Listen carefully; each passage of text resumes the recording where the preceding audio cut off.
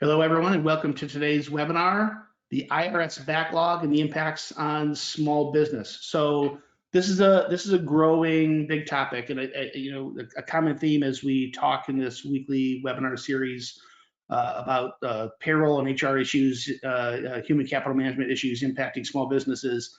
I think as much as we watch the news, we feel hopeful about vaccine and the economy slowly starting to reopen. Whether you think we're doing it too slow, too fast, I think there's general consensus. We're on the right path. There is a vision to normalcy that's returning.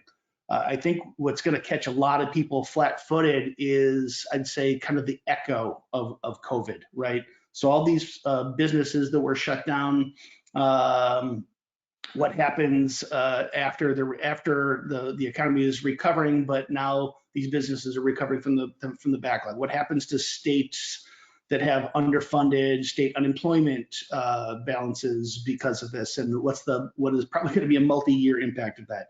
And certainly one of them that I think so many people are feeling today is this IRS backlog. So just as businesses shut down, I think it's safe to say the federal government erred on the side of safety in their offices shut down, in their ability to just do simple things like process tax returns was hugely impacted, and there's a cascading effect from that. So with that, I want to welcome my guest today, Terry Kirby, who joins us from our Santa Ana, California office. So Terry is our tax and compliance manager, and I'd say very, very expert in knowledgeable in this field. So Terry, welcome, and thanks for joining me today. Thank you. All right, so just before we jump in, there's four things that I want to kind of unpack around this area. Number one is just the landscape, like how did we get here? Number two is the sequencing of notices, because notices are going, but it's kind of this out of sync nature of notices that were in print queues, even when there weren't human beings in the offices. In the latest is the greatest, so to speak, of these notices that are coming out. Number three is how we should be thinking about getting notices that have already been resolved, because that's out of sync. And then number four, just general guidance. How should clients be thinking, or non-Assure clients, small businesses, be thinking about this IRS backlog? Just I want to point out first, Terry represents Assure on a consortium. It's the NPRC, the National Payroll Reporting Consortium. And this is where Assure sits with a bunch of kind of household names in the payroll business. So the biggest companies there are out there we have a seat at the table. Terry represents us as a seat at the table. So we do feel like we're speaking today from a position of authority, in a bit of an insider's view. The NPRC really is the kind of the go-to organization that advises and consults, private organization that advises, consults the IRS, the Revenue Department, Small Business Administration, all these government functions as they, last year passed FFCRA and CARES, and now new stimulus to help these legislators kind of figure out, okay, the big law was passed. Now what's the best way to practically implement these, knowing how systems really work in the real world? So just want to throw that out there, that Terry represents us on the NPRC, so brings a really unique perspective here. So Terry, let's go ahead and jump into it. And I guess just the big one, some of this might sound obvious, but how big is this IRS backlog? And then maybe a little history. How the heck did we get here? Well, it is large for paper filings, which doesn't always seem to be the case, because a lot of the employment returns should be filed electronically. But understand that COVID hit in March, and that was the end of the first quarter. Basically, at that point in time, IRS went to very small staff in April, while we had first quarter and our 1040 world, which is their largest processing period. They basically had staff go home. They reduced work so that then when they did start coming back to work, they tried to make it so that their agents and individuals were working from home, just like a lot of the businesses that we have today. And doing that, the issue was the backlog of the paper mail that was coming in. A lot of returns don't come in electronically. Additionally, amendments don't get filed electronically for employment taxes. So the paper's coming in, but they didn't have anybody to process it. They then started bringing in individuals 2, 3 times a week to process the backlogs. But the backlogs were so huge that they weren't able to get through them quite quickly. And in that case, they're just unpacking the mail and then trying to scan it. They then need to basically put it into the locations so it can be processed. They started bringing more individuals back, I want to say around the August timeframe, and they started putting more concerted effort into working this huge backlog that included your amended returns, paper filings, some of the late 1040 returns, and some of them were extended because because of COVID, the extended filing deadlines for personal income tax went to July, and then the extension for those that had requested it through October. So the paper backlog grew. Just as a person in tax, I know that we were kind of tracking some amendments that we had forwarded for employment tax, which again, like I said, they have to be paper. It took them over 6 months just to record them to say that they were in progress. And we commented a bit on that last year, but it's still happening. They started to pull back and have more individuals in the office like everybody else started to do in the late summertime. And that's when we had the changes for how to apply for amended returns for the FFCRA. In September, they released the new amendment form for second quarter because you couldn't amend before then, and how to adjust because they had the issues with notices and the system understanding how FFCRA worked. Then they released the instructions, and we're already into October and filing third quarter. So there was a big, it's just kind of a snowball impact that happened to get them where we're at. Carrie, maybe a couple follow-up questions there. So number one, do you have a sense, I mean, the number of, I know there are tons of amended returns. I mean, with FFCRA, you know, it was complex, right? And so the way people would get reimbursed, companies would get reimbursed for employees who had to go on leave for what I'd say qualifying leave for FFCRA leave. You know, they didn't know at first. They find out later, oh my gosh, I couldn't get that money back, so I'm going to file an amended return. Do we have a sense for, like, did amended returns have a 10% increase? Did they double? Did they quadruple? I got to imagine that that was a huge compounding problem.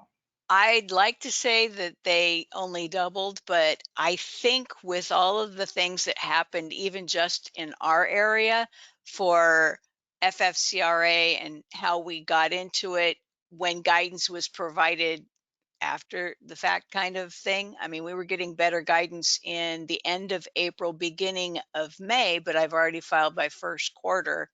And then how do I handle it? How does it go through? We had more guidance coming out in June, and we're already getting ready to file returns. So it's kind of late to go back.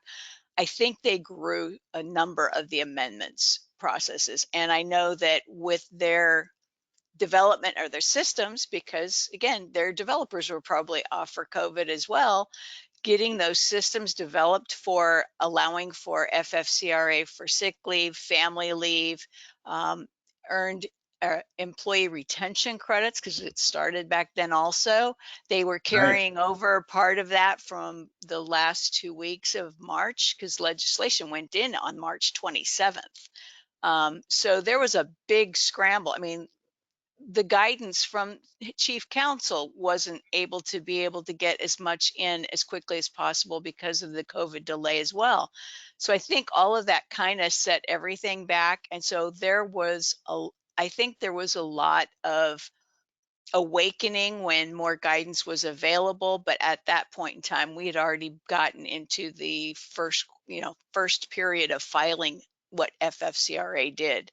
um, a number of employers at that same point in time, we had the PPP loans that were out there and available, and how was that going to apply? And that was changing the dynamics of the landscape. Can I have FFCRA? Can I have employee retention credits? How long does it last? 8 weeks? Does it go for 24 weeks? Do I get an extension? So a lot of these impacts hit all the different parts of the agency. And when it does that, everything kind of slowed down, I think, especially because of the availability of having people to do the regular job. It was a challenge, having people working remotely to be able to try to program systems to recognize Social Security deferrals for the employer that wouldn't be paid until 2021 and 2022. So I'd lean to say that the backlog grew a lot bigger, I think, than anybody anticipated. Yeah. And it was across all tax types for the agency. So that How much? just hit them hard. Yeah, Terry, how much do you think? So I'm guessing my next question kind of goes beyond the purview of the NPRC, but what's your sense, just having been in this space for a long time? What's your sense for the paper filing process? Obviously, got completely blown up, but the electronic filers. How about electronic filers? And so, like, if you're in a business, maybe you're an electronic filer, but if you're a payroll company, an electronic batch filer, which is just a whole nother world. How much of this backlog is kind of commingled together with common resources versus these are different work streams? Well, I know that for electronic filing, that's where everybody wants to be at. And as a bulk provider for a reporting agent for employment taxes, the returns we should be forwarding are electronic. So those have been getting processed, and that's great.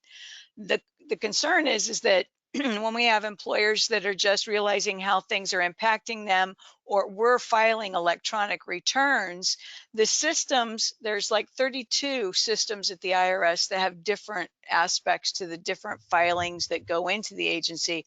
But when electronic returns come in, usually right around 2 weeks after said returns have been loaded and posted, after that period of time, they start firing off notices. And those are systemically programmed so that you'll get a first notice, and then like another 2-3 weeks, there's a follow-up notice, and then 2 or 3 weeks, then there's your third notice, which could be your intent to levy.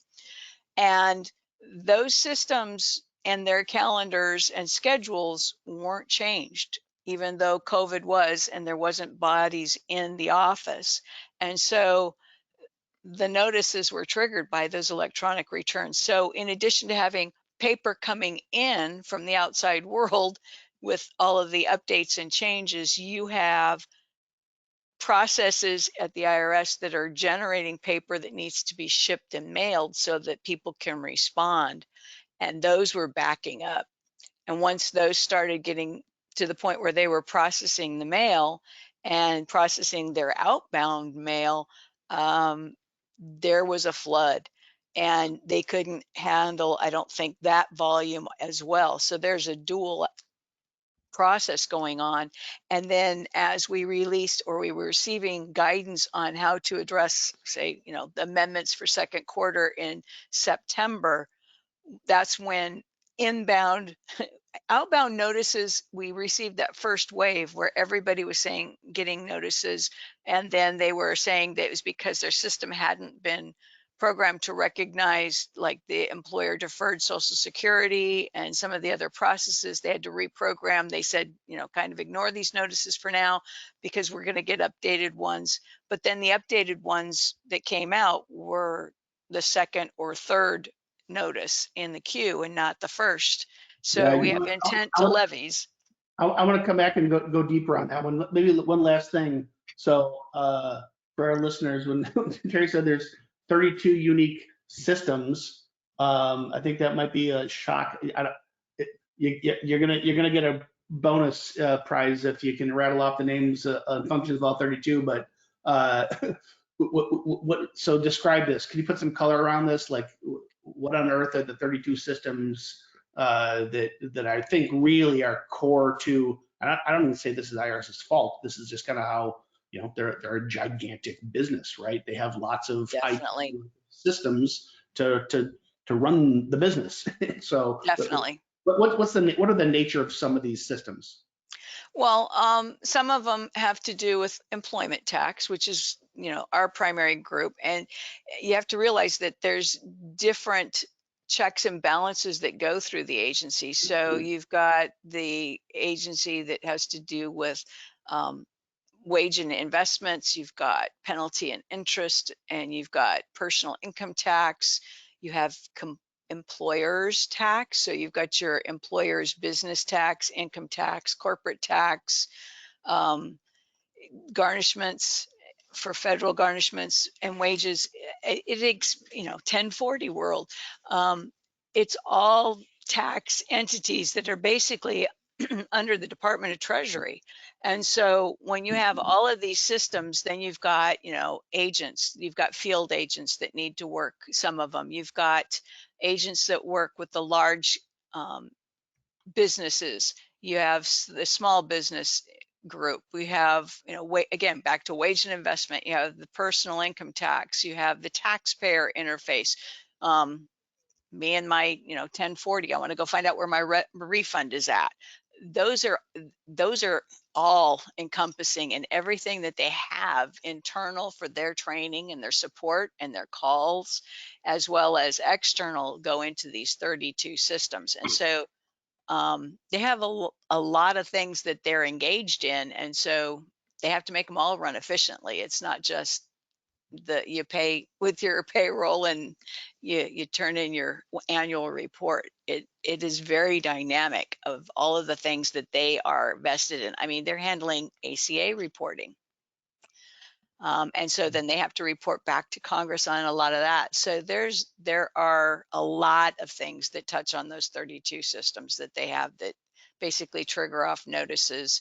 And then those systems are also used, like I said, by agents and such, so that they can generate letters that you might receive as there's some research being going on, or as they're processing returns and information. They may have an agent that forwards out an information saying, hi, we need 6 more weeks to work your item because we haven't been able to get as far as we wanted on it, and stuff like that. So they have a lot of communications. You know what? That was the best 15-minute explanation I think I've ever heard on why the backlog is what it is and so big. So that's good backdrop. So I'm gonna shift to slightly more tactical, right? So there's it's two things. It's this latest is the greatest, as you described it when we were talking the other day, of print notices, how like a print queue and these 32 systems are out of sync with the human capacity to deal with and address. And then the number three we'll go to will be the call it asynchronous issue of things are actually been resolved, but you're getting notices. But let's just tackle this one first. What do you mean when latest is greatest for these print notices? Well, from what we understand, the notice backlog that we kind of referred to and we ran into the first time, and that was last year, we had a conversation with regards to the notices that came out from the IRS, and they were considered incorrect because the system wasn't programmed in the notice side to recognize the differences and the credits and processes with the FFCRA and CARES Act. And that was around September, or actually August period, because I think the first set of notices started about in August.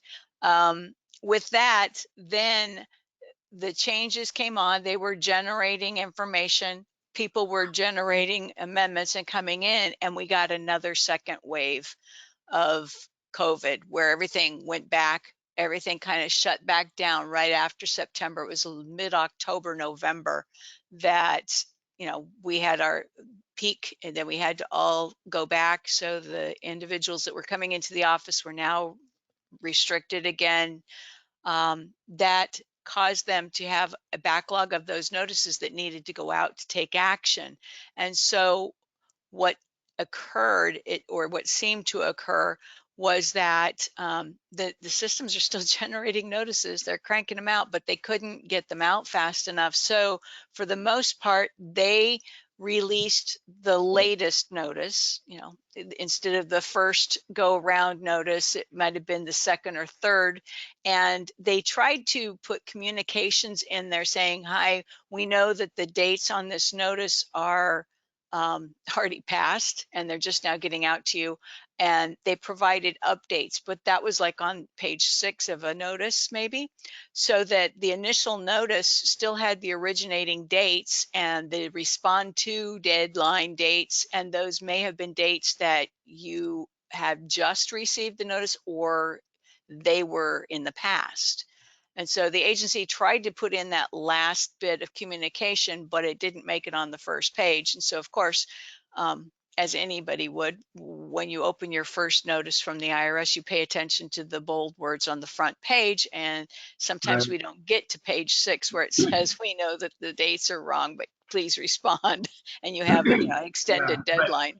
by then you've already completely freaked out and you're Definitely. calling your spouse saying, oh my God, what are we going to do? Right. I mean, That's it. Yeah. And so, that was really information that we got that was kind of interesting, because it was that they were able to edit the communication, but the edit on the communication was like on the latter pages of the notice, which normally you get to the first 2 or 3 pages. That's as far as you go. You don't go to the last pages to find the other information. So that so Terry, caused a lot of stress. yeah. So let me ask this. So the fact that so there's a sequencing problem, like if you it went straight to notice number 3, which is the mean letter, versus and you missed number 1 and 2, that might be like helpful to understand, but does that actually change the consequence that you still are in stage 3 and the situation is in fact that dire?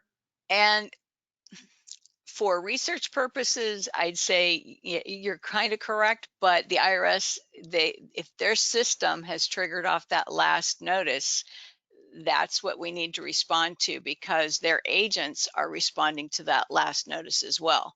So unfortunately, we jump straight to intent to levy. That means that we're making phone calls directly to the agency to put clients' accounts on hold so that they can't take that enforctive action, because we still need to figure out what's going on.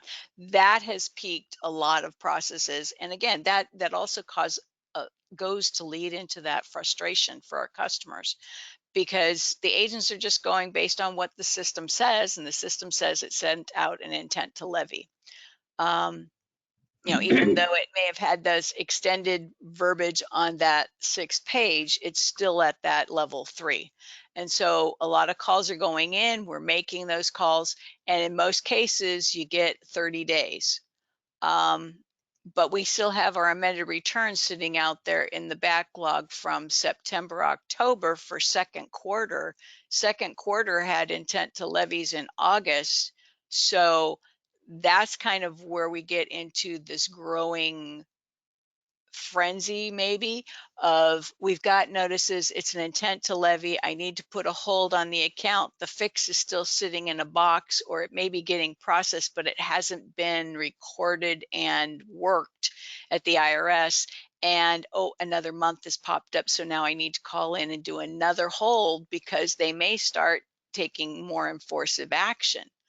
So, before we go to the sequencing of solution resolution versus notice, I'm assuming this is a totally case by case basis, but I want you to share your thoughts on, okay, for whatever the reasons are, and I think you did a good job explaining it. I'm a small business owner.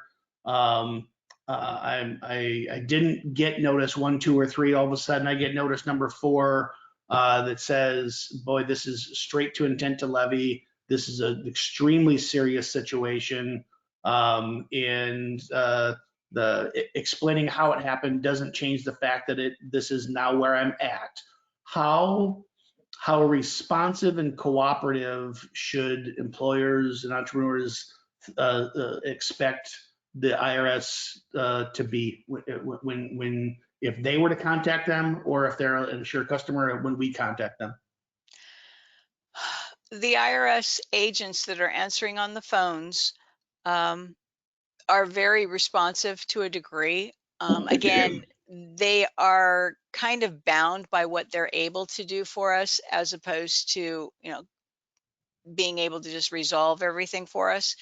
In most cases, because of COVID and the way things lay out, you may get an individual that's experiences in personal income tax and not employment tax, but they can put a hold on the account. In most cases, if you require an amended return, the only way to process an amended return for employment tax today is via paper. So they're feeding that monster that's over in the corner. Um, and they're not able to, send me your amendment and I'll fix it. They aren't able to do that. So we need to be able to respond. We need to be able to go to the IRS. We need to be able to tell them, please put a hold on the account. In many cases, the agents will bend over backwards to try to assist the employer, and they have been doing as much as they possibly can to assist us, that they have the tools to do so. Um, Again, most of the calls, if you call in and you wait on hold for any length of time, which wait times are long, in most cases. They'll try to refer, if it is a balance issue or if you have a balance due, they're going to encourage you to go electronically and make the payment, and don't stop past go, keep going, because that helps initiate some of the other changes that happen in the system. Because when deposits are made, it triggers a reevaluation in some cases. But again, yeah, the agents can only assist as far as they have the access to be able to do so. And in most cases, we're still dependent upon those agents that can open the mail and that can actually physically process the information that's in that documentation on the employer account. So, Terry, I don't intend this to be like just some completely shameless plug for sure, but I know there's a reality of, just I'm a small business owner. I'm working my face off night and day to keep my doors open and come through this pandemic. I just simply can't sit on hold all day. And then when I do actually talk to a live body, I don't speak tax, right? I speak the language of my industry, right? Like I'm an expert That's it. at home remodeling, and I can school you on plumbing and construction vocabulary, but I'm way over my head instantaneously when talking to a field agent from the IRS. Describe the value of working with someone like Assure or one of our competitors who's doing this on your behalf, because I have to assume just vocabulary alone and just speaking tax has a gigantic impact on the agent's ability to understand your issue and work with you. And you're right, it is. It's just like any business. You're in your entity, your group, your vocabulary, your what you do as as your business is where you kind of have all your vested interests in all of the payroll reporting agents that have tax pieces. They have people that are specifically, that's what we do. So we do talk a little bit more tax. We're usually, like with the MPRC, we're on the front lines trying to see what legislation is and what guidance means. And then how does that translate to our employers and their tax returns? So how does that work across what we communicate on behalf of our employers to the agency, so that we know, oh, this is what this piece is, and we can be that intermediary. And it definitely is um, something that should help ease some of the concerns. Granted, with all the volumes and the issues that are out there, it's hard to say, take it easy and relax. We know that these things are just as urgent as the employer feels, because the employer, I mean, the notices are not written in such a way to be sweet. And so that's what tax does. I mean, Yeah, and we know it. So, we're the ones that are sitting here on a calendar scheduling, okay, it's time to call the IRS and put another hold on again. And, just continue to do what we've got to do on behalf of our customers, knowing that that's what we do. We do taxes. And so we're familiar with that. yeah, yeah. All right, let's jump to this. You were kind of teasing this issue out. So, the prior topic was the sequencing of the notices themselves, and so kind of explaining away why you might have never gotten a warning, and all of a sudden you're getting this super threatening intent to levy notice, so it seems like out of the blue. Um, but there's this extra problem that generates even more paper and more confusion into the process around kind of a two trains passing in the night, if you will, Definitely. getting notices on things that you believe are already resolved. And it's true. I mean, we started the backlog, like we'll say that back with the notices for second quarter that arrived in August, but we didn't have resolution to fix them until September for some cases. But notices kept continuing, and then we had the resolution, was the amended return that was filed, but the notice keeps coming until it gets processed. The IRS has been trying to work some of those as well. I've seen recently letters that have been sent out to employers from agents saying, hi, we're responding to your response to our inquiry back in August, and we need another 6 weeks to review it. It's March. Yeah. So we know that this is the solution was out there, but the system is still triggering the urgent I need it right now. Some of them are going to actual notices from agents now, which means it's actually starting to be in somebody's hands so we can get them to focus back. But if they don't have the amendment in their hand, the solution's still missing. Paper processing for paper returns. We just now walked into, of late, employers might have seen notices if their employment taxes were filed via paper. The agency was sending out notices saying, hi, I haven't received your 941 for second quarter yet. Second quarter was filed in July, but they hadn't gotten to process that box. And so we know that those are notices that were of late, the most popular volume that was coming out, were for, again, paper 941s that were filed in July. We've got certifications proving that they arrived healthy and happy in their little box or shipment, but agency hasn't gotten to scan or implement those into the systems to stop the triggering of the notices. And now those notices are escalating, and the resolution's been in their office for a few months. Yeah. I think things as we're coming back to life from COVID now, though, again, these are all of those big hurdles. I think we're still going to see issues because we've got the items at the end of this year in December. The legislation passed and it opened up for those employers with PPP loans to be able to go back retroactively and take employee retention credits. If Yeah. they did not file their employee retention credit claim with the special fourth quarter rule, which meant you had to do it with the original 941 you filed in January, which is already passed, you have to go back and amend second, third, or fourth quarter of 2020. Yeah. And so the goal by legislation is to get the money back to the taxpayer as quickly as possible, but the movement of those processes and amendments is not quite moving that quickly. And so again, NPRC is still trying to work with the agency and Congress in some cases to be able to say, isn't there another way that we can expedite some of this stuff to get the money back into the hands of the taxpayer so that they can get back to work doing their jobs, and to help facilitate the recovery that the legislation is there to do, but it's kind of being held ransom by the process as it exists today.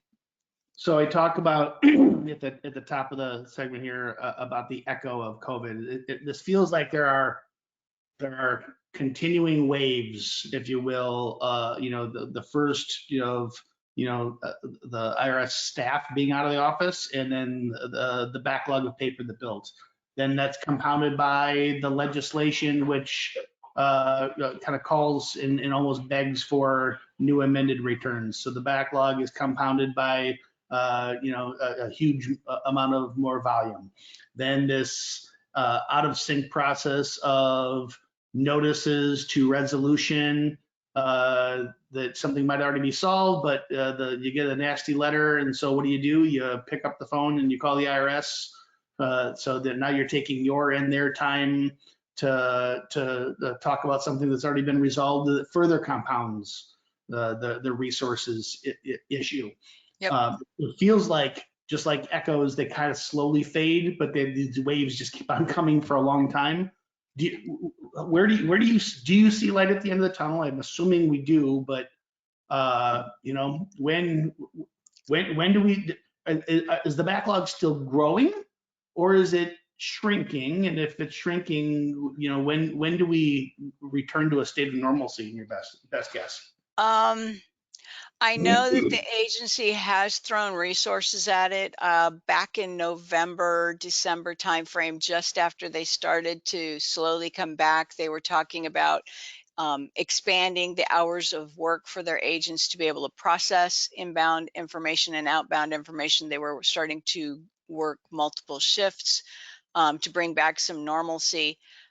I think it's going to be a while, especially with legislation, because it keeps changing dynamically, and some of the approaches are going to help fuel some of that backlog, to make it to continue to grow what they're working on trying to solve. Yeah, I believe that it's going to be a while before it gets completely smoothed out. We still have things that are going on in Congress that we're looking at. And I think, like you mentioned at the beginning of the session, you have the unemployment and you have states that need assistance. With that, it impacts the employer, unfortunately, with the federal unemployment tax and how federal unemployment, they're lending money to state agencies for unemployment, and eventually those payments are going to be due back to the Fed. And it sends us back into the FUTA credit reductions that we had in the past. More states may end up on that list because of COVID. And so that might be one of our future waves that's coming in another year or two. And again, we're still paying back our employer or the deferred Social Security, employee deferred Social Security through this year, and then by the end of the following year. yeah, So we're looking at ripples. They're going to get smaller, but it's going to take us a while. yeah, yeah. All right, let's do this. So it's a complex world. What advice would you give?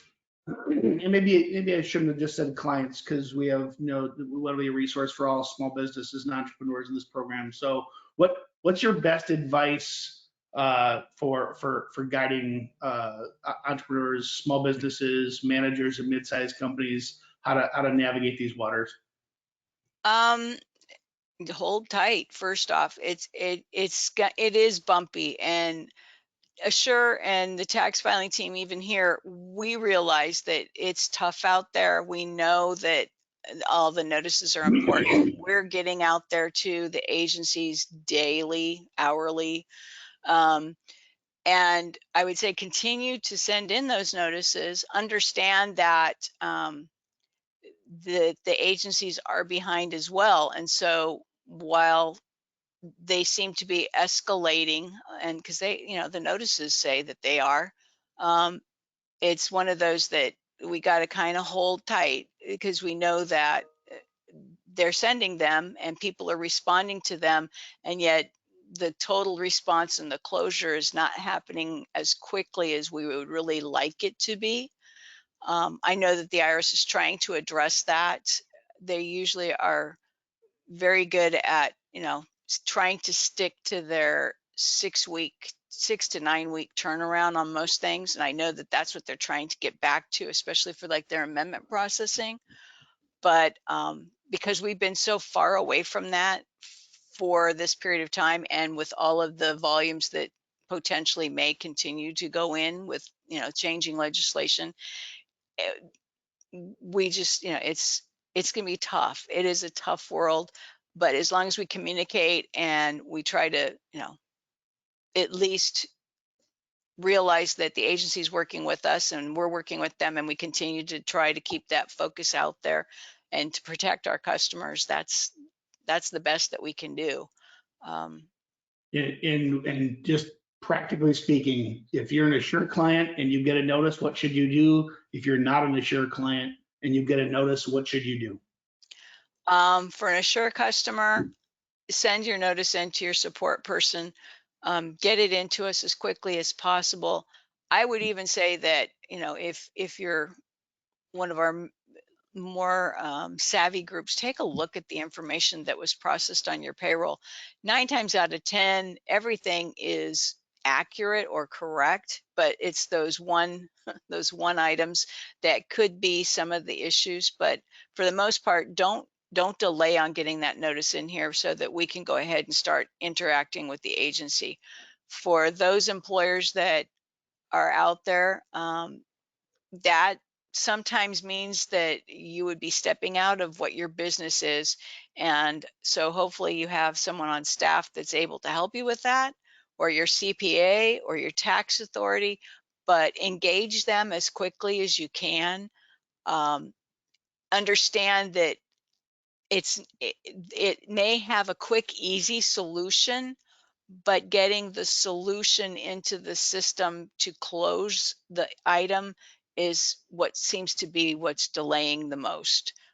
So it is there's a lot of quick answers, but the problem is just getting the answers into the IRS and get that switch turned off so that it can be resolved.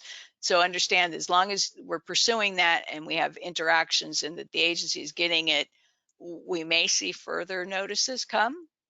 But at this point in time, I think that's almost you can expect to see that. Yeah. But it's one of those that, we got to continue to push. We've got to continue to provide the information. We've got to continue to work with the agents that we have that are available so that they can assist us until such time that we get to that point where there's a little more balance. Um, we've been escalating stuff like this as well to our national liaisons and such so that the IRS is aware, and they're trying to take those extra steps to respond as well. So I think, both sides are working. It's just, how long is it going to take us to get together and finally iron it out? Yeah. And I guess maybe my final guidance to everybody would be the IRS is probably a lot more friendly than most people think, so long as Definitely. you are proactive in cooperative. No problems ever, almost no problems ever go away by ignoring them. And this is one Definitely. you definitely do not want to ignore. I would also say, take a deep breath. It's probably not nearly as bad or scary as you might think it is. Just don't sit on it. If you're not an assured client, respond to it. If you are, get it to your customer support rep as soon as we can. They will handle it to groups of people just like Terry, who this is what they do for a living, and they'll work the issue for you. So we expect a lot of noise still in the system. And Terry, just this has been. Every time I talk to you, I get smarter about tax. So I really enjoy our conversations, and hopefully this is a lot of good information for our clients and everybody else as well. So thank you for joining us today, Terry, and all your insights. I'm sure I'm going to be asking you to come back and share additional updates as the year progresses. Great. Sounds good. And thanks to everybody else for joining us today. Just a reminder what Assure does. We provide human capital management services. That's payroll and tax, HR, time and attendance, and HR services for small businesses, over 60,000 of them, where we help grow teams, save money, and become more efficient. Can't wait until we talk to you guys next week. Thanks so much.